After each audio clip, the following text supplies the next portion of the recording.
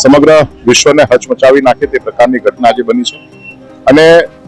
જે લોકોના મૃત્યુ થયા છે તે બધા જ અત્યારે અહીંયા ફોરેન્સિક મેડિસિન વિભાગ એટલે કે પોસ્ટમોર્ટમ રૂમ અહીંયા સિવિલ હોસ્પિટલ અમદાવાદ ખાતે આવેલા છે. વડોદરા શહેરથી હું પણ અહીંયા આવ્યો છું કારણ કે આ વર્ષો સુધી મેં આ જ વિભાગમાં કામ કર્યું છે અને જે પ્રકારનો અહીંયા ઘટનાક્રમ છે મને લાગે છે કે જે રીતે માન્ય હર્ષભાઈ સંઘવી સાહેબ, માન્ય અમિત શાહ સાહેબ, માન્ય સીએમ સાહેબ, માન્ય પાટીલ સાહેબ આ સમગ્ર ઘટનાક્રમમાં મદદરૂપ થઈ રહ્યા છે અને ડીએનએના ટેસ્ટિંગ પછી બધા જ લોકોને એમના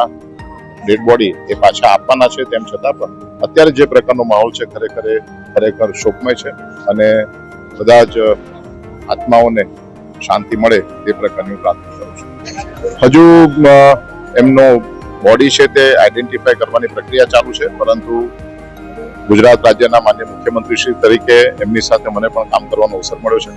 વડોદરાના ભારતીય જનતા પાર્ટીના અધ્યક્ષ તરીકે મેં એમની સાથે કામ કર્યું છે અને એમનો સ્વભાવ શું જાણે છે અને ન પૂરી શકાય તેવી ખોટ એમના માધ્યમથી ગુજરાત ભારતીય જનતા પાર્ટીને અને સમગ્ર દેશની ભારતીય જનતા પાર્ટીને